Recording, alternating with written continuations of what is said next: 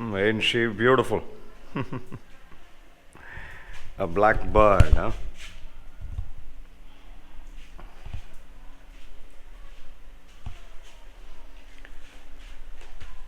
Another mod, fellas. Long time since I've been wanting to do this, and I've been trying out various things over almost almost a year of trying out various ways of dealing with this problem. All that the rear wheel kicks onto the rear suspension.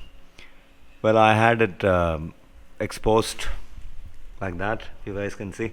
I mean, it was just like how it comes from the factory. The spring did not have any cover or anything. You do not want to cover your rear shock with a sock because it's going to heat up the oil a lot sooner, and that will affect the damping properties of the rear spring.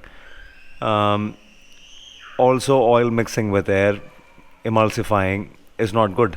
So, I mean, you should always have enough room around the rear shock for air to get to it so that it keeps it cold. I mean, cool, cool. Now that the rear suspension has become almost twice as much to import to India, I got this for about 25,000 rupees, and now they say it's about 50,000 rupees to get the very same shock. It's strange that it has become so expensive all of a sudden. But then, what can you say? Import duties and laws, they keep meddling with them, changing them as and when they please. So, yeah, nonsense that I have to pay 50,000 for a shock, but then what can you do? It is an expensive item, and I tend to protect it from the elements. So what did I do? I've been trying out various things. I've been trying high density plastic. I've been trying to get something from over here so that it's more like a tire hugger, and all my efforts have been futile. I do not like things sticking out a lot. There are items online which kind of stick out a lot here, and I don't like that look. What I got myself here is a rubber flap. This is from any motorcycle, which is more like an engine flap. This is bolted onto. This is from a Hero Honda, by the way, a Hero Honda um, engine flap to protect the engine from all the spray during monsoon from the front wheel. So you can ask for Hero Honda engine flap.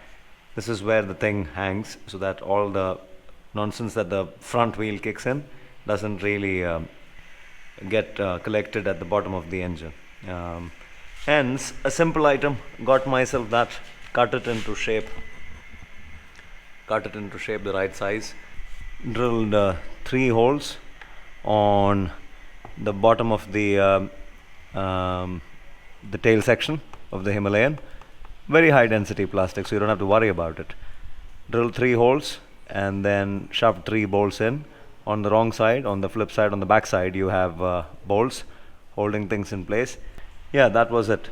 Simple 3 bolts screwing a rubber sheet, very high quality, high density rubber sheet, keeping it in place. So now there is enough room between the shock and the rubber sheet, and this works like a charm. I haven't pushed it till the bottom. It only covers till a certain area. Maybe the bottom 1/4 of the shock is exposed, but don't really have a problem with that. I just want the 3/4 of the shock to be protected. I mean, I really can't go about shoving this till the end. I can't. It's because of the dog bones. The dog bones are a problem. These fellas will not allow you to have anything go that deep, and this is just to take care of most of the mud that gets flinged from over here. To take care of that, very little can get flinged. I mean, from over here, from here to there, from here to the shock. Very little. Most of it is from over here. So just to take care of that, and this is a simple, easy fix. Get yourself a mud flap and drill 3 holes and shove these bolts in. That's about it. An easy solution to a major problem. Losing your shocks to all the gunk that this kicks in into the shock. Well, if this helped, it helped. I am keeping this beauty alive for as long as I can. This had a fault recently.